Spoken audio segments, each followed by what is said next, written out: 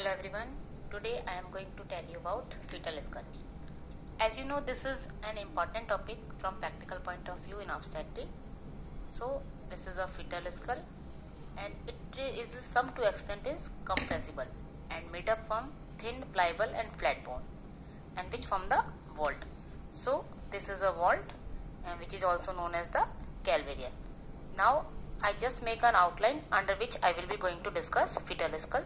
First one is the bone of the fetal skull. Then we discuss about sutures.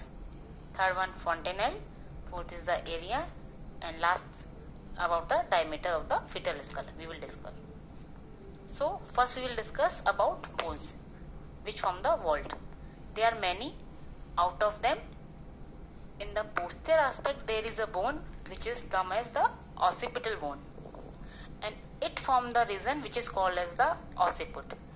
And it lies on the back of the head, and it consists the opening that is called foramen opening, through which brain connect to the spinal cord. And in the middle over there is a ossification center that is known as the occipital protuberance. Then there are two lateral bone that is termed as the temporal bone, which are smaller than compared to other bone. So here we can see this is temporal bone. These two are temporal. Now in superior aspect there are two flat bone which lie on either side of the fetal skull. That is known as the frontal bone, parietal bone. In the center of each there is one ossification center that is known as the parietal eminence. Here we can see parietal eminence and the parietal eminence bones. This is parietal eminence and this is parietal bone, one side and another side. Now in anterior part there are two frontal bone, and again there is a ossification center in middle of the frontal bone that is known as the frontal eminence. And these frontal bone become the from the forehead as well as sinciput. So in this we have to discuss about fetal bone. So these are the bones of the fetal skull. First one is the occipital bone, two are temporal bone on either side, two are parietal bone on either side, and last are two frontal bone on anterior side. So this is about bones. Next come on suture. So what are suture? They are basically a cranial joint where two or more bone comes together, closer and together. So first posteriorly we go to the suture. First there is lumbar suture that separate one occipital bone to two parietal bone, and anterior to that there is sagittal suture, or you can say this is longitudinal suture that is lie between two parietal bone. The first one is the lumbar, second is the sagittal suture. Then we come to coronal suture. This is coronal suture that separate two parietal bone from the two frontal bone. Two parietal bone to two frontal bone known as the coronal suture. And last one is the frontal suture that separate two frontal bone.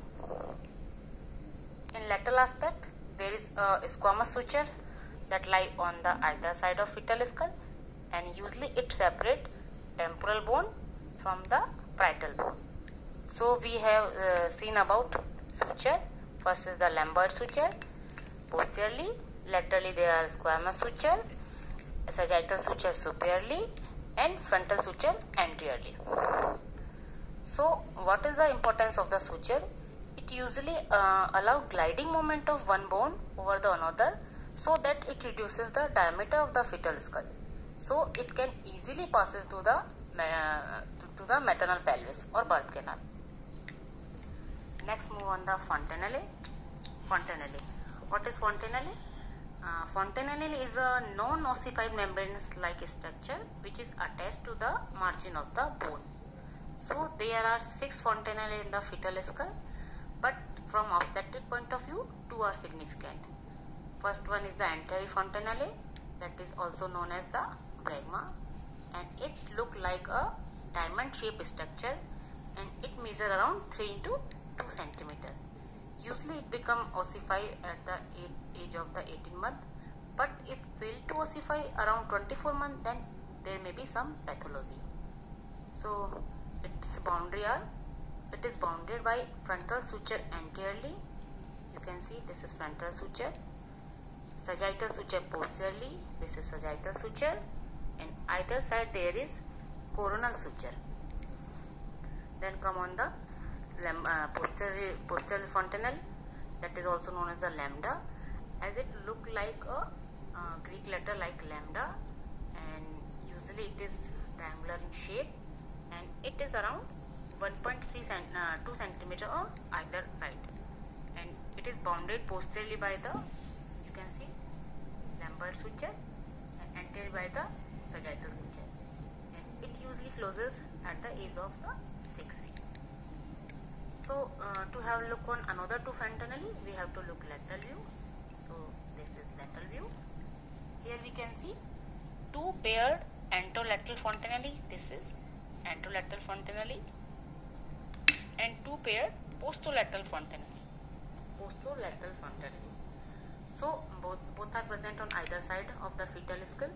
So total fontanelle are 6 in number. First one is the anterior fontanelle, that is known as bregma. Second is the posterior fontanelle, that is known as lambda.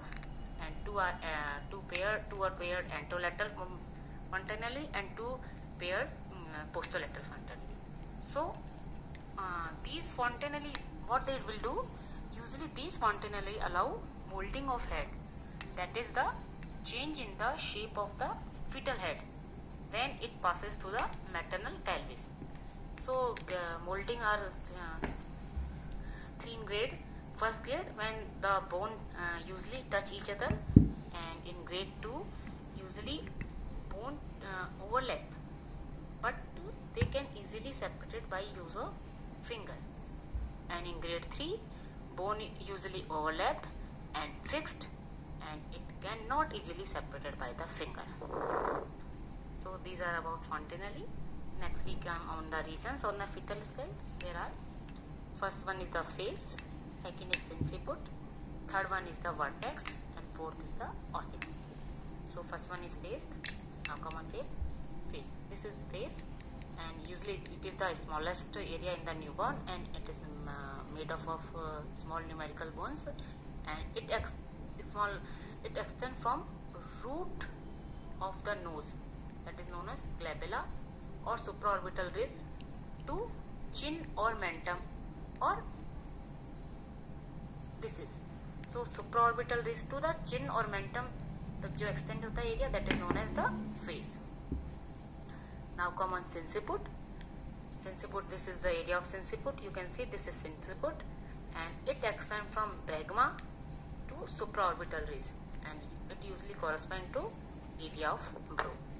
Third one is the vertex. Vertex is a quadrangular area. It is usually bounded entirely by bregma or coronal suture. You can see that bregma or coronal suture anteriorly, lambda or lumbar suture posteriorly, and on either side there is line which is passing through the parietal eminence on both sides. So here you can see this is parietal eminence, and this is quadrangular area which is formed by joining of the fourth point. So this is the vertex. Fourth is the occipital area, that denote the occipital bone. So we cover the area on the fetal skull. Now we move on the diameter. So we will discuss about diameter. So in fetal diameter, what is the importance? Because by this we know the relation of the fetal skull to the maternal pelvis. So there are two types of diameter. First is anterior-posterior diameter, and second one is the transverse diameter. So anterior-posterior diameter are 6 in number. So first we cover the anterior-posterior diameter, 3 from the mentum side and 3 from occiput side. So first is the from the occiput side. First one is the suboccipitobregmatic. So name denotes subocciput, means area or a point which is below the occiput to the bregma. So it extends from a point or area which is below the occipital protuberance to anterior fontanelle or bregma. So it measures around 9.5 centimeter, and it means there is complete flexion when there is a vertex presentation. So suboccipitobregmatic, 9.5 centimeter. Second is suboccipitofrontal. So it also extends from area below the occipital protuberance to the center of the frontal suture. So it measures around 10 centimeter. And third one is the occipitofrontal and protuberance to glabella or root of the nose, and it measures 11.5 centimeter. So we can easily remember suboccipitobrachmatic, suboccipitofrontal and the occipitofrontal. That is 9.5 centimeter, 10 centimeter and 11.5 centimeter. So moving on the mentum, 3 diameter from the mentum. First is the mentovertical diameter. Mentovertical means it extends from mentum to highest part of the vertex. So it is 13.5 centimeter, and somewhere it is written around 14 centimeter. So it is the largest diameter of the fetal skull, 14 centimeter. So it is present when there is the pro-presentation. Second diameter from the mentum side, submentovertical. Submentovertical, yani it starts from the base of neck to highest point of the vertex. Base of the neck to highest point of the vertex. So it is 11.5 centimeter. In this, the presenting part will be face. Third one is the submentobrachmatic. So it also extends from base of the neck to the bregma, or floor of the mouth to the bregma. So it is around 9.5 centimeter. And in this also the presenting part will be face. So for look on the transverse diameter, we have to focus on the superior view. These are the anteroposterior diameter, and now we have to cover transverse diameter. So transverse diameter, first there are 4 in number.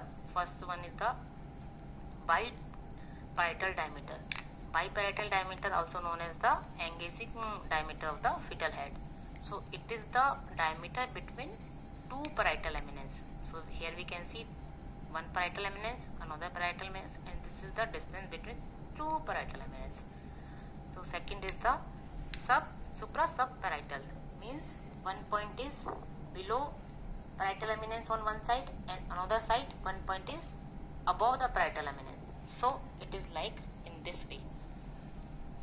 Supra-subparietal, that is measure around 8.5 centimeter. Third is bitemporal diameter. So bitemporal diameter is between it is present in anteroinferior end of the coronal suture. So this is anteroinferior end of the coronal suture on one side, and this is another side. So this diameter is known as bitemporal diameter, and it is around 8.2 centimeter. Fourth one is the bimastoid diameter. So bimastoid diameter means the diameter between tip of 2 mastoid process. So these are 2 tip of mastoid process. So diameter between these is known as the bimastoid diameter, that is 7.5 centimeter, and it is incompressible diameter. So in this session you can easily learn that from 3 from the mentum and the 3 from the occiput. Suboccipitobrachmatic, suboccipitofrontal and occipitofrontal. And from mentum, mentovertical, submentovertical and submentobrachmatic. So 6 diameter you can easily remember. So in this session we discuss about the bones, sutures, fontanelles, and area on the fetal skull, and diameter of the fetal skull. So I think now you are able to remember easily. Thank you for watching.